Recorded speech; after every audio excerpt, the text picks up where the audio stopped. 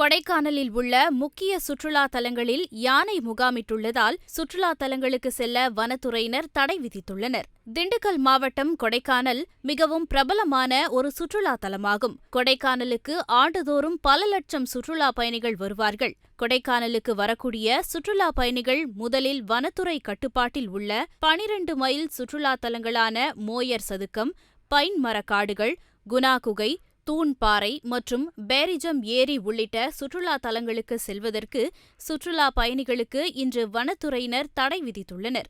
கடந்த 5 நாட்களாகவே பேரிஜம் வனப்பகுதியில் முகாமிட்டிருந்த யானை கூட்டங்கள் தற்போது மேயர் சதுக்கம் பகுதியில் முகாமிட்டுள்ளதால் சுற்றுலா பயணிகளின் பாதுகாப்பு கருதி இந்த தடை விதிக்கப்பட்டிருப்பதாக வனத்துறை சார்பாக தெரிவிக்கப்பட்டிருக்கிறது. மேலும் யானைகள் சுற்றுலா தலத்திற்கு வந்து செல்வதால் முன்னெச்சரிக்கை நடவடிக்கையாக சுற்றுலா பயணிகளுக்கு மறு அறிவிப்பு வரும் வரை சுற்றுலா தலங்களுக்கு அனுமதி மறுக்கப்படுவதாக தெரிவிக்கின்றனர். மேலும் கொடைக்கானலுக்கு வந்துள்ள சுற்றுலா பயணிகள் முக்கிய சுற்றுலா தலங்களுக்கு செல்வதற்கு தடை விதிக்கப்பட்டுள்ளதால் ஏமாற்றம் அடைந்துள்ளது குறிப்பிடத்தக்கது.